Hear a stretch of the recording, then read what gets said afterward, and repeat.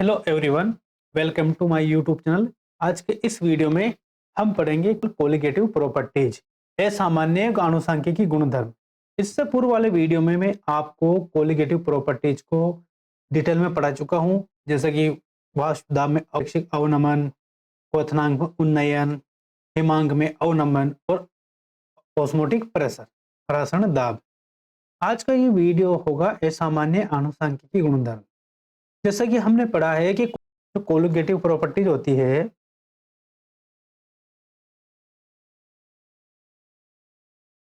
Properties किस पर निर्भर करती है? विलेय पदार्थ के कणों की संख्या पर, particles of solute substance. Clear? लेकिन यदि जो विलेय पदार्थ है उसे किसी विलायक में डिजोल्व करेंगे, मतलब उसको डिजोल्व करेंगे और विलेन बनाएंगे। यदि विलेय पदार्थ का एसोसिएशन और डिसोसिएशन, दो टर्म इंपॉर्टेंट है, वियोजन एवं संगुणन। मतलब वियोजन मतलब डिसोसिएशन, डिसोसिएशन एवं एसोसिएशन। यदि विलेय पदार्थ का डिसोसिएशन एवं एसोसिएशन नहीं होता हो तब तो कोलिगेटिव प्रॉपर्टी सामान्य मतलब नॉर्मल कोलिगेटिव प्रॉपर्टी कहलाती है। लेकिन यदि डिजोल्व करते वक्त विलेय पदार्थ उस सॉल्वेंट में यहाँ तो एसोसिएट हो जाए या डिसोसिएट हो जाए, डिसोसिएट होगा तो पार्टिकल्स की संख्या बढ़ेगी, एसोसिएट होगा तो पार्टिकल्स की संख्या कम होगी, तो वो उसके जो आनुषंगिक गुणधर्म है वो क्या हो जाएंगे, क्या हो जाएंगे, एबनॉर्मल हो जाएंगे। इसी कंडीशन को हम इस वीडियो में डिटेल में डिस्कस करेंगे। क्लियर? तो जब किसी विलेय पदार्थ का विलायक में घोलने पर वियोजन संगुणन होता है तो बनने वाले विलयन में विलेय के कणों की संख्या भी परिवर्तित हो जाती है और उसके द्रव्यमान में भी परिवर्तन आ जाता है। इसे हम असामान्य आनुषंगिकी गुणधर्म कहते हैं। अभी हमारे पास दो केस हो सकता है। पहला केस फर्स्ट, ये क्या है? विलेय पदार्थ को जिसको हम डिजोल्व कर रहे हैं, तो विलेय का वियोजन, पहली कंडीशन ये हो सकती है कि वियोजन। दूसरी पॉसिबल है संयोग संगुणन, तो वियोजन dissociation, dissociation of solute. Clear? अब कैसे है? माना कि हमारे पास एक मोल क्या है, NaCl सोल्ट है। एक मोल NaCl का लिया हमने, इसका लिया हमने 1 मोल का लिया 1 मोल। अब इसको मैंने वाटर में डिजोल्व किया। जैसे ही वाटर में डिजोल्व करेंगे तो हम पाएंगे कि ये उसमें डिसोसिएट हो जाएगा Na plus plus Cl minus में। Clear? Na plus plus Cl minus. तो हमें यहाँ पर तो एक प्रकरण था, लेकिन आफ्टर डाइल्यूशन मतलब आफ्टर डिजोल्व करने के बाद इसके पार्टिकल हो गया 2। इट मीन्स ये दो कणों में टूट गया, तो अब इसकी जो कोलिगेटिव प्रॉपर्टीज है इन दो पार्टिकल्स पर डिपेंड करेगी। इसी प्रकार ये दूसरा एग्जांपल है कैल्शियम क्लोराइड। अगर इसे हमने डिजोल्व किया वाटर में तो calcium 2 plus plus 2 Cl minus, total कितने कण मिलेंगे? 3 पार्टिकल्स। ये 3 पार्टिकल्स में डिसोशिएट हो जाएगा। तो इसका जो एबनॉर्मल बिहेवियर अपने आप दिख रहा है। इसके अदर एग्जाम्पल, क्लियर? इसके जो अदर एग्जाम्पल है वो जो भी सॉल्ट होंगे या स्ट्रॉन्ग एसिड जो आराम से डिसोशिएट हो जाते हैं, वो सब एग्जाम्पल इसमें आएंगे, जैसे KCl potassium chloride, magnesium chloride, ammonium nitrate, ammonium carbonate, potassium hydroxide, sodium hydroxide. और एग्जाम्पल की बात करें तो एल्यूमिनियम सल्फेट Al2SO4 का होल थ्राइज, K3FeCN का होल कोऑर्डिनेशन कंपाउंड भी आ जाएगा। ये इसके अदर एग्जाम्पल है। दूसरा केस हो सकता है हमारे पास, केस सेकंड हो सकता है संगुणन का। तो जो विलेय पदार्थ है जिसको हम डिजोल्व कर रहे हैं, तो विलेय का संगुणन। दूसरा केस है हमारे पास विलेय का संगुणन। मतलब association, association of solute. Clear? इसमें क्या होता है कि जैसे हम विलायक में, सॉल्वेंट में विलय को डिजोल्व करेंगे तो ये संगुणित हो जाएगा। जैसे कि हमने लिए एसिटिक एसिड के 2 मॉलिक्यूल, अब इसे जैसे ही वाटर में डिजोल्व किया कि क्या होता है कि ये संगुणित हो जाता हाइड्रोजन बॉन्डिंग के द्वारा, CH3COOH के होल ट्वाइस, दोनों मिलकर एक ही मॉलिक्यूल जैसा व्यवहार करने लग जाते हैं। तो यहाँ पर तो हमने लिए था 2 मोल और यहाँ पर प्राप्त हुआ हमें 1 मोल कण। 2 मोल कण लिए थे और 1 मोल कण हमें मिले। क्लियर? माना जाए इसका जो मॉलिक्यूलर द्रव्यमान था, मोलर द्रव्यमान 60 होता एक का। अब यहाँ पर ये दोनों एसोसिएट हो गए हैं, तो संगुणन के बाद ही हो जाएगा डबल, जस्ट डबल 120 ग्राम। क्लियर? तो ये इसी प्रकार हमने लिया एक और एग्जांपल, बेंजोइक एसिड C6H5COOH, ये वाटर, तो C6H5COOH का होल ट्वाइस, ये हो गया वापस एसोसिएट। तो जो इसका मोलर द्रव्यमान यहाँ पर 122 ग्राम होता था, वो जस्ट डबल हो जाए 244 ग्राम। एक्चुअल में होता क्या है, ये इसमें क्या होता है, हाइड्रोजन बॉन्डिंग हो जाती है ऐसे, ये CH3 C double bond O, ये O, ये H। क्लियर? ये ऐसा आ गया। और दूसरा मॉलिक्यूल CH3, इसको ऐसे लेते हैं हम कि जैसे कि देखो, इसको मैं दूसरी स्टाइल में आपको बताता हूँ, CH3 C double bond O, ये H। क्लियर? इधर लिया CH3, ये C डबल बॉन्ड O, ये O और ये H, एक हाइड्रोजन बॉन्डिंग ये और एक हाइड्रोजन बॉन्डिंग ये। तो इससे ये क्या बन गया हमारे पास, डाइमर। इस फॉर्म में हमें मिलता है, डाइमर के रूप में हो जाता। इट मीन्स जो हम प्रॉपर्टी देखना चाह रहे थे कि हमें 2 पार्टिकल के आधार पर मिले, लेकिन वहां पर तो एक ही कण बन गया, तो एबनॉर्मल बिहेवियर जनरेट हो जाएगा। क्लियर? ये था इसका सेकंड केस। तीसरा केस तो है जो हम पढ़ चुके हैं, केस थर्ड, ना वियोजन ना संयोजन, ना वियोजन ना संगुणन। क्लियर? जैसे कि हम वाटर में डालते हैं एग्जाम्पल ग्लूकोज को, C6H12O6, वाटर में डिजोल्व करने के बाद भी ये C6H12O6 ही रहता है। इसी प्रकार यूरिया भी एज इट इज रहता है। क्लियर? इसी प्रकार सुक्रोस भी सुक्रोस ही रहता है। इसका ना एसोसिएशन होता है, डिसोसिएशन, तो ये शो करते नॉर्मल बिहेवियर। क्लियर? अब हमारे पास इसी के आधार पर वेरी इंपॉर्टेंट टॉपिक है, वो है वांट ऑफ गुणांक। क्लियर? वांट ऑफ फैक्टर या कोफिशिएंट, इसको हम शो करते हैं स्मॉल आई से। क्लियर? इसे पढ़ेंगे हम डिटेल में। इससे आपके आरपीएससी में क्वेश्चंस एज इट इज आते हैं, तो इसे आप डिटेल में और ध्यान से समझिएगा। क्लियर? तो वांट ऑफ क्या होता है कि विलय में विलय की प्रकृति को बनाने वाला या बताने वाला गुणांक ही वांट ऑफ गुणांक कहलाता है। विलयन में विलय की प्रकृति, इट मीन्स कि उसका एसोसिएशन हुआ या डिसोसिएशन हुआ या एज इट इज रहा, इन सभी को बताने वाला जो फैक्टर है वही कहलाता है वांट ऑफ गुणांक।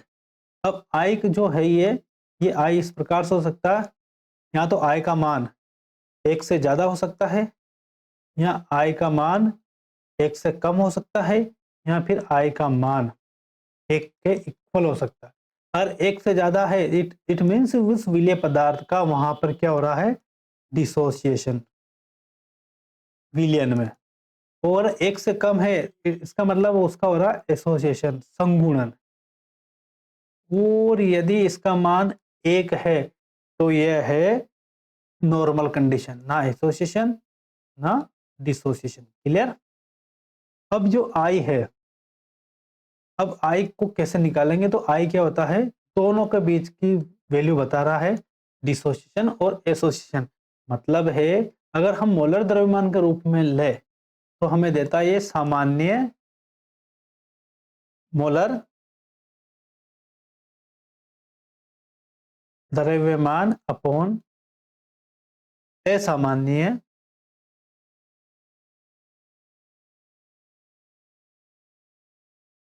मोलर द्रव्यमान। क्लियर। यहाँ फिर हम इसे ले सकते हैं किसके रूप में, इसे हम ले सकते हैं कणों की संख्या के रूप में। तो प्रेक्षित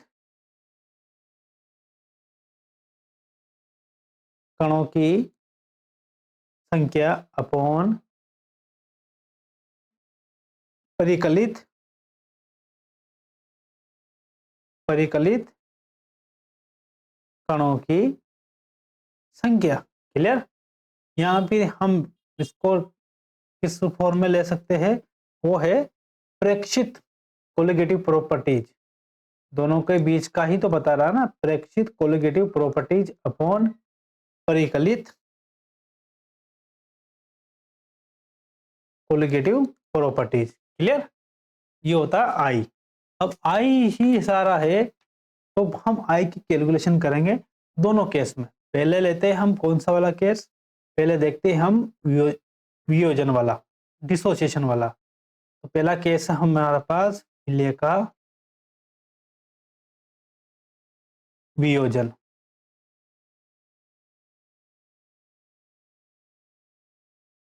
विलय पदार्थ का वियोजन कैसा करेंगे, हमारे पास कोई सोल्ट है, माना कि कोई सोल्ट है ए एक्स बी वाई, इसको हम क्या करें, जैसे ही इसे डिजोल्व किया ये हो जाता है डिसोशिएट।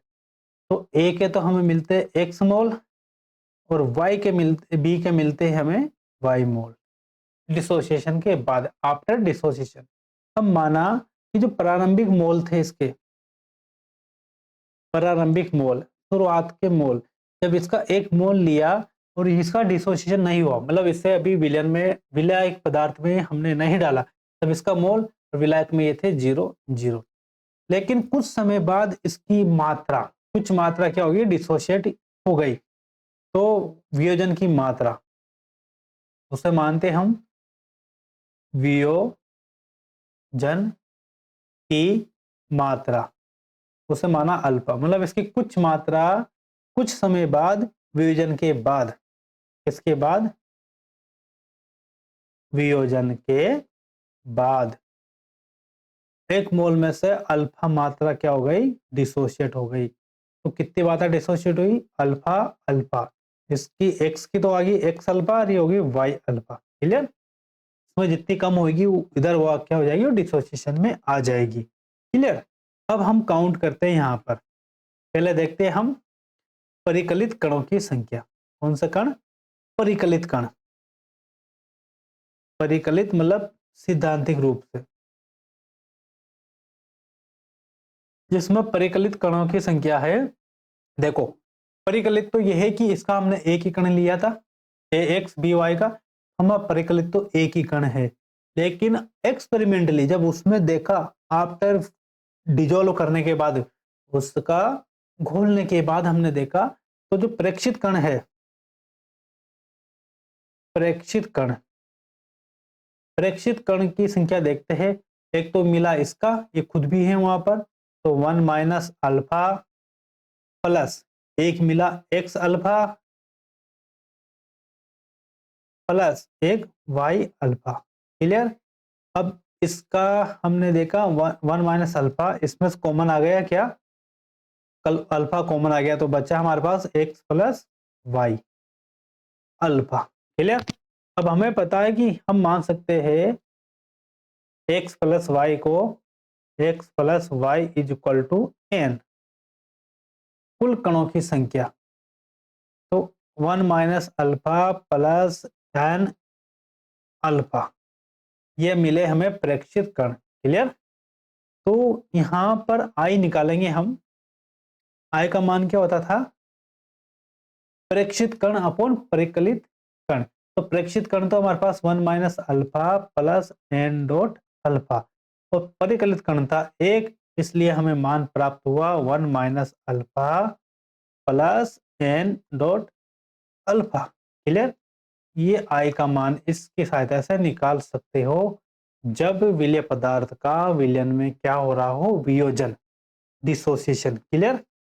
अब यदि मैंने माना, एक कंडीशन है कि यदि अल्फा का मान 100% हो, मतलब जो हमने विलेय पदार्थ लिया वो 100% टूट जाए, क्या हो जाए, टूट जाए, उस कंडीशन में आई का मान क्या होगा, उस कंडीशन में आई क्या हो जाएगा, देखो अल्फा का मान रख दिया हमने 1, तो हमने रखा मान, देखो 1 minus alpha 1 plus n dot 1, तो हमें आई का मान मिला, आई इज इक्वल टू हो जाएगा एन, मतलब जितने कण टूटेंगे वही संख्या उसकी कहलाएगी आई का मान। इसके बेसिस पर आप देख सकते हो कुछ एग्जाम्पल जो 100% डिसोशिएट होते हैं, जैसे कि NaCl सोल्ट है, 100% टूटेगा, कितने कण में टूटेगा, 2 में, इसके लिए आई का मान अपना आप क्या होगा, 2। इसी प्रकार KCl पोटेशियम क्लोराइड से भी हमें 2 पार्टिकल मिलेंगे, इसका भी 100% डिसोसिएशन होता है, इससे भी हमें मिलेंगे, आई का मान क्या मिलेगा, 2। इसी प्रकार हमने लिया एल्यूमिनियम क्लोराइड, कितने पार्टिकल इसमें टूटेगा, 1 एल्यूमिनियम 3 क्लोरीन 4, इस कंडीशन में आई का मान मिलेगा हमें 4। इसी प्रकार कैल्शियम क्लोराइड, कितने पार्टिकल मिलेंगे, 3, तो इसलिए आई का मान कितना हो जाएगा, 3। क्लियर? एक और एग्जांपल है K4 FeCN का होल 6 कोऑर्डिनेशन कंपाउंड है, ये तो कोऑर्डिनेशन एंटाइटी का 1, 4 इसके पोटेशियम के, तो हो गया 5, इस कंडीशन में आई का मान हो जाएगा 5। क्लियर? ये तब मिल रहा हमें जब अल्फा का मान है 100%, यहां से भी क्वेश्चन बन जाता है आपके। क्लियर? अब एक एग्जाम्पल देखिए, एक क्वेश्चन है MgCl2 का वॉन ऑफ गुणांक होगा यदि इसकी वियोजन की मात्रा अल्फा इज इक्वल टू 50% है। तो इसे सोल्व करते हैं। देखो हम जानते हैं कि आई का मान क्या होता है, 1 minus alpha plus n dot alpha, किस कंडीशन में, जब वियोजन हो रहा हो विलेय पदार्थ का। अब MgCl2 है, कितने पार्टिकल्स में टूटेगा, Mg2 plus plus 2Cl minus, total 3 particles. Clear? तो यहाँ पर एन का मान तो हमें मिल गया 3, और अल्फा का मान दे रखा 50%, इट मीन्स फ्रैक्शन में 0.5, आधा। अब हमें निकालना है यहाँ पर आई, तो मान फिट कर देते हैं, 1 माइनस 0.5 प्लस 3 इंटू 0.5, आई का मान हो जाएगा हमारे पास 0.5 प्लस 1.5, आई का मान हो जाएगा हमारे पास 2.0। आंसर कितना होगा, वांट ऑफ गुणांक का मान 2 होगा। कितना सिंपल सा क्वेश्चन है। देखो नेक्स्ट क्वेश्चन है कि K4FeCN का होल 6 कोई कोऑर्डिनेशन कंपाउंड है, उसके लिए अल्फा का मान 90% है, तो आई होगा। सबसे पहले हम देखते हैं कि K4FeCN का होल 6 कितने पार्टिकल्स में डिसोशिएट होगा। तो हम देखते हैं, 4 तो मिलेंगे हमें K प्लस प्लस FeCN का होल 6 और माइनस एक 4 पार्टिकल, एक टोटल हमें मिला है n का मान 5 पार्टिकल्स। क्लियर?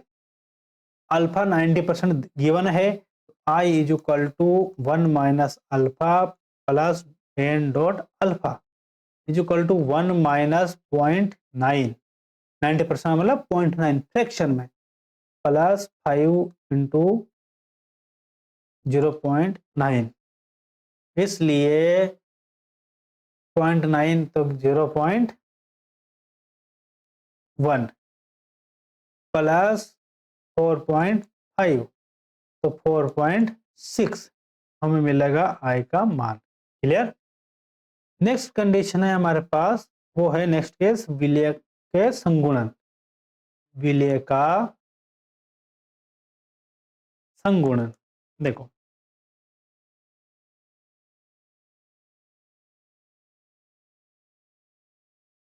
एसोसिएशन।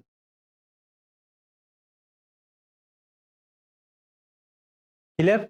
अब माना कि हमारे पास कोई सोल्ट है ए, कोई सब्सटेंस है, कोई विलय पदार्थ है, उसके एन मोल लिए हमने और उसे जैसे सॉल्वेंट में हमने डिजोल्व किया तो हमें प्राप्त हुआ ए की पावर एन, मतलब उसका क्या हो गया, सॉरी, एक ए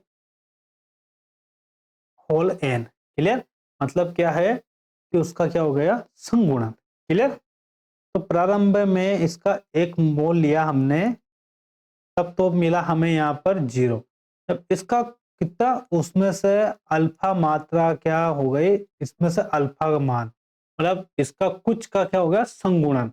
यहाँ पर अल्फा क्या, संगुणन की मात्रा, अल्फा इजुकल क्या है, संगुणन की मात्रा। क्लियर। मतलब इसमें से अल्फा मान क्या हो गया, संगुणित हो गया। तो यहाँ पर मिलेगा अल्फा अपॉन एन, क्योंकि संगुणन हो रहा ना, संगुणन इसकी मात्रा का जस्ट आधा। यहां से अगर 20 मोल गए संगुणित के लिए तो उधर मिलेंगे 10, तो डिवाइडेड बाय एन। क्लियर। तो यहाँ पर जो प्रेक्षित कण है, परिकलित कण तो अभी भी 1 ही है, तो जो प्रेक्षित कण है, प्रेक्षित कणों की संख्या, उसका मान होगा 1 माइनस अल्फा, एक तो ये और एक ये, plus alpha upon n. Clear.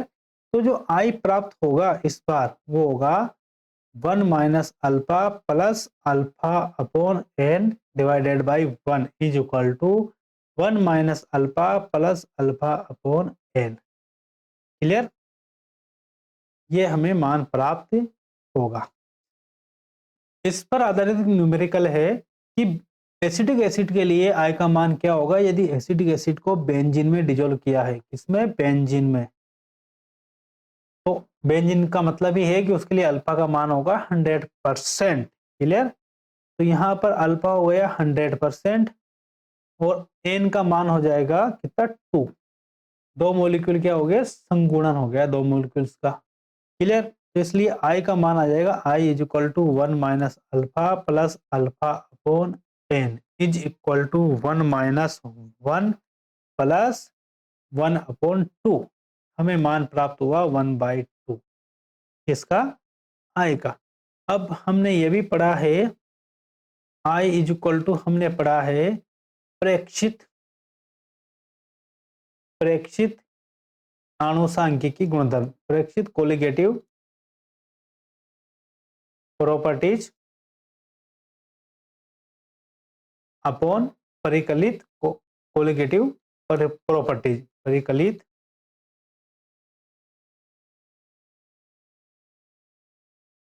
Colligative properties. Clear. अब प्रेक्षित, इसका मतलब अगर ये इसको हम इधर भेजूं तो हमें मिलेगी प्रेक्षित colligative property is equal to, ये बटे में है तो यहाँ गुणा में चला जाएगा, आयोटा इंटू परिकलित कोलिगेटिव प्रॉपर्टीज। क्लियर। अब हम इसके बेसिस पर लिख सकते हैं हमारे पास कितनी कोलिगेटिव प्रॉपर्टीज थी। पहली थी वाष्प दाब में आपेक्षिक अवनमन, मतलब delta p upon p naught is equal to क्या होता था हमारे पास, एक्स ए। ये तो प्रेक्षित है, ये प्रेक्षित। अब हमने परिकलित कर रहे हैं तो उससे किससे मल्टीप्लाई करना पड़ेगा, आयोडा से। मतलब क्या है कि वो आयोडा के बेसिस पर अगर आयोडा का मान 1 हुआ तब तो नॉर्मल हो जाएगा। डिसोसिएशन एसोसिएशन पर डिपेंड करेगा, उसके आधार पर ये हम कैलकुलेट कर सकते। उसी प्रकार डेल्टा टी बी बराबर iota dot K b into molality. इसी प्रकार delta T f is equal to iota dot K f into molality. इसी प्रकार पाई क्या होता था, CRT आयोटा से मल्टीप्लाई कर देंगे तो ये हमें मिलेगा। ये बहुत इंपॉर्टेंट है आपके लिए, यहाँ से आपके न्यूमेरिकल बनते हैं।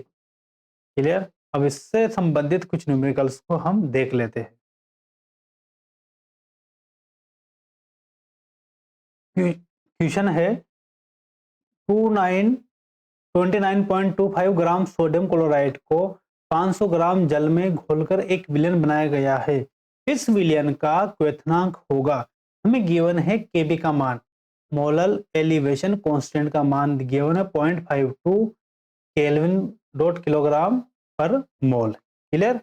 अब हम जानते हैं कि वाटर के लिए, शुद्ध वाटर के लिए टीबी नोड कितना होता है, 100 डिग्री सेंटीग्रेड।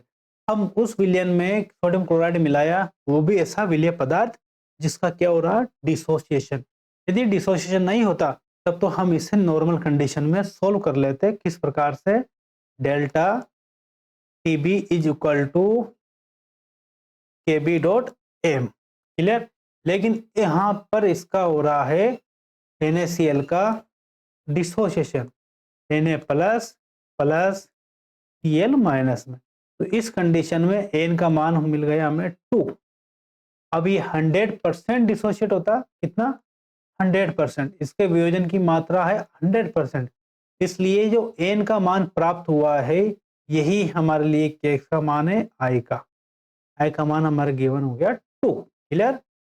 अब ये हो गया डिसोसिएशन, इसलिए हमें मल्टीप्लाई करना पड़ेगा I का। तो delta TB is equal to iota 2 है और केबी गिवन है 0.52 इंटू मोललिटी क्या होती है, विलय के मोल, मतलब WA upon MA into WB multiply by 1000। देखिए अब 2 इंटू 0.52 इंटू WA गिवन है हमारे पास 29.25 अपॉन MA सोडियम क्लोराइड, उसका मोलर मास गिवन है हमारे पास। सोडियम क्लोराइड को डिजोल्व कर रहे हैं तो उसका मोलर मास हो गया हमारे पास 58.5 इंटू कितने वाटर में लिया, विलय पदार्थ का हमारे पास ग्राम में मात्रा कितनी, 500 ग्राम मल्टीप्लाई बाई 1000। जब इसको हम सोल्व करेंगे तो डेल्टा टीवी का मान प्राप्त होगा हमें, वो आएगा 1.04 डिग्री सेंटीग्रेड। क्लियर। ये तो डेल्टा टीबी है। तो जो विलयन मिला है, जब वाटर था प्योर था 100 डिग्री सेंटीग्रेड था, लेकिन जैसे ही उसमें सोडियम क्लोराइड मिलाया तो उसका जो टीबी है कितना हो जाएगा, तो हम जानते हैं delta TB is equal to क्वथनांक में उन्नयन, तो टीबी माइनस टीबी नोड। तो हमें निकालना है टीबी।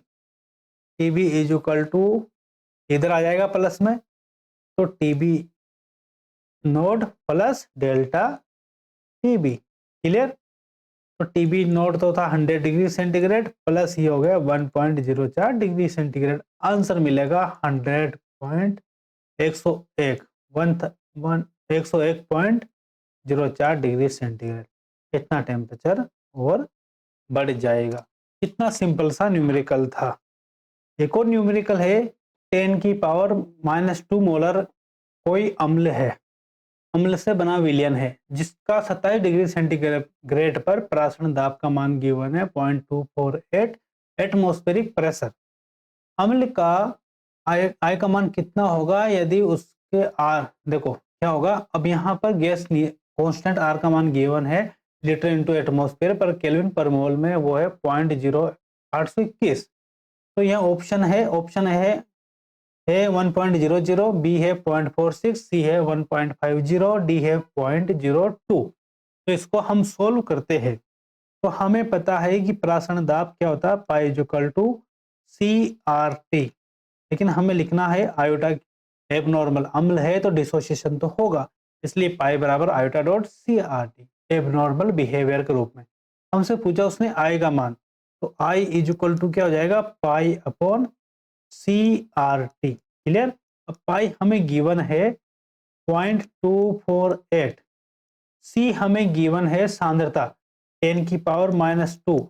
आर हमें गिवन है लीटर इंटू एटमोस्फियर में ही, तो 0.0821 इंटू टी गिवन है हमें 27 डिग्री सेंटीग्रेड। इसको कन्वर्ट कर लेंगे केल्विन में, तो 273 प्लस 27 इक्वल टू 300 केल्विन।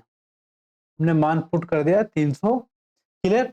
अब यदि आप इसको सोल्व करोगे तो सोल्व करने पर आपको मिलेगा आयोटा का मान 1.00। क्लियर। तो इसका ऑप्शन है ए। ये क्या होगा आंसर। ये आपके आरपीएससी सेकंड ग्रेड में आया हुआ न्यूमेरिकल है। सेकंड ग्रेड में इतना सिंपल सा न्यूमेरिकल है। क्लियर। अब एक और कंडीशन है, वो ये है कि delta p upon p is equal to क्या था, आयोटा डॉट एक्स ए।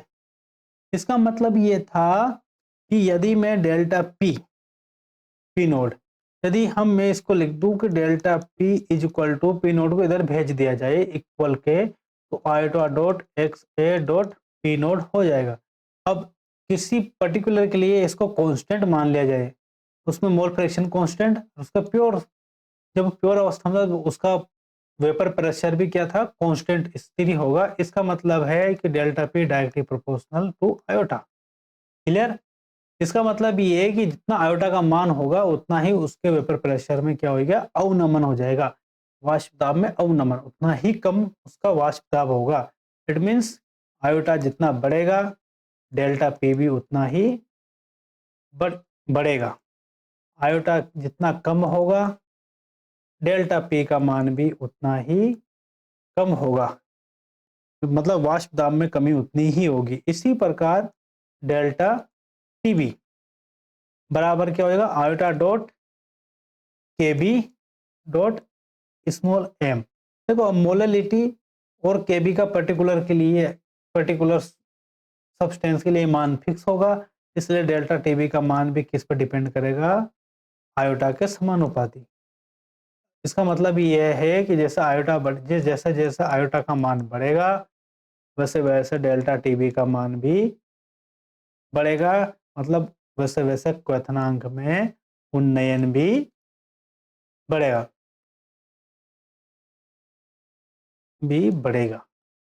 इसी प्रकार हम इसको देखते हैं डेल्टा टी एफ। टीबी की जगह हो गया इस बार टी एफ बराबर वही iota dot K F dot small M. तो डेल्टा टी एफ किसके समानुपाती हो जाएगा, आयोटा के। इस कंडीशन में जैसे जैसे आयोटा बढ़ेगा, आयोटा इंक्रीजेज, वैसे वैसे डेल्टा टी एफ भी क्या होगा, delta T F increases. It means वाष्प दाब में अवनमन, सॉरी हिमांक में अवनमन भी बढ़ेगा। क्लियर। इसी प्रकार इसको परासरण दाब के लिए देख लेंगे, तो परासरण दाब का मान भी इस पर डिपेंड करेगा आयोटा पे।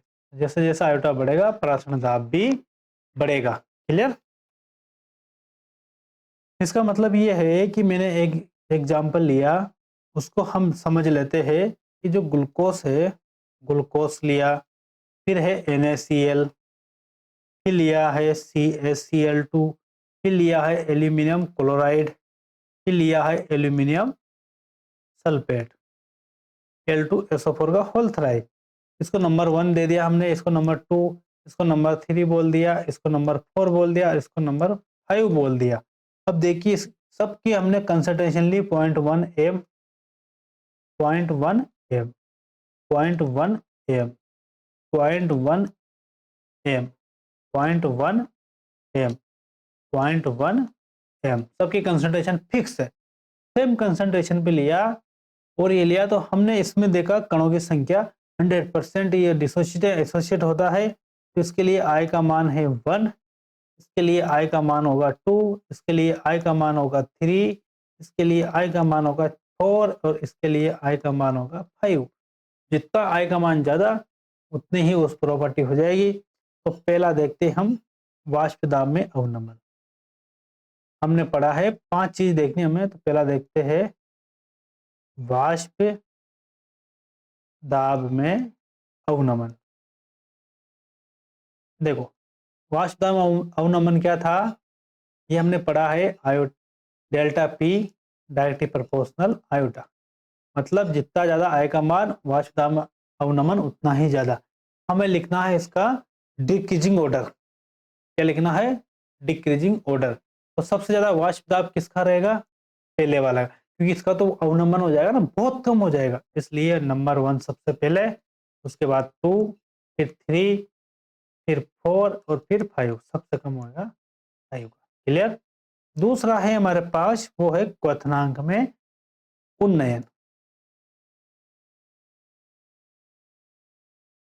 उन्नयन यहाँ पर भूलना मत, delta T be directly proportional iota. जितने कण की संख्या ज्यादा, आयोटा ज्यादा, क्वांटा ऑफ फैक्टर का मान ज्यादा, उतना ही उसका क्वथनांक में उन्नयन भी ज्यादा। अब देखो यहाँ पर क्वथनांक में उन्नयन सबसे ज्यादा है, क्योंकि बढ़ रहा, यहाँ कम बढ़ेगा, एक कण है, इसलिए 5 सबसे ज्यादा होगा, फिर उससे कम होगा हमारे पास 4 का, फिर उससे कम होगा 3 का, फिर उससे कम होगा 2 का, फिर उससे कम होगा 1 का। ये फोर्थ है, दूसरा है हमारे पास हिमांक। हिमांक में अवनमन। अब देखो, delta T f directly proportional to iota.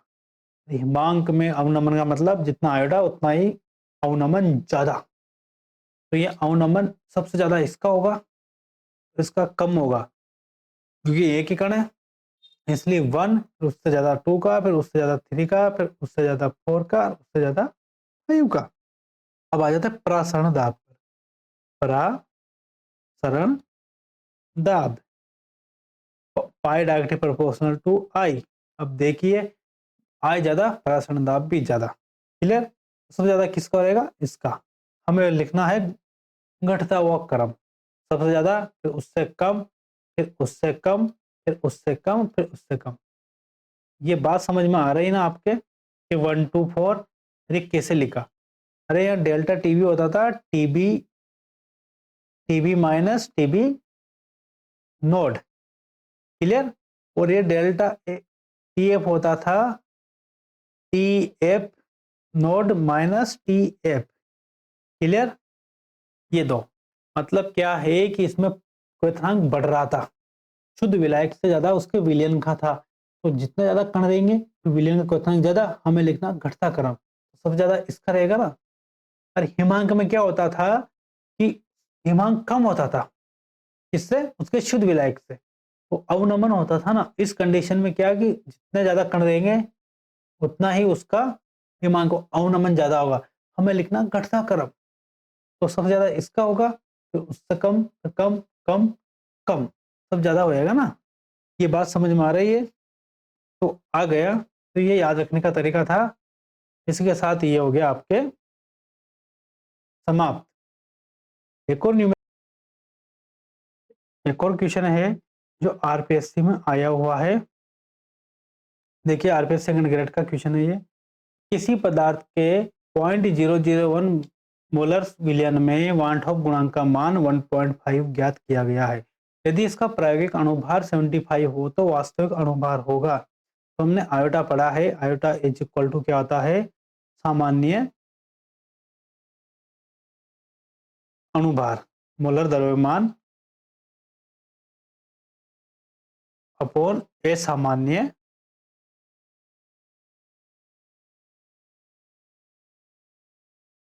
Molar द्रव्यमान इज इक्वल टू वास्तविक, सामान्य मतलब वास्तविक,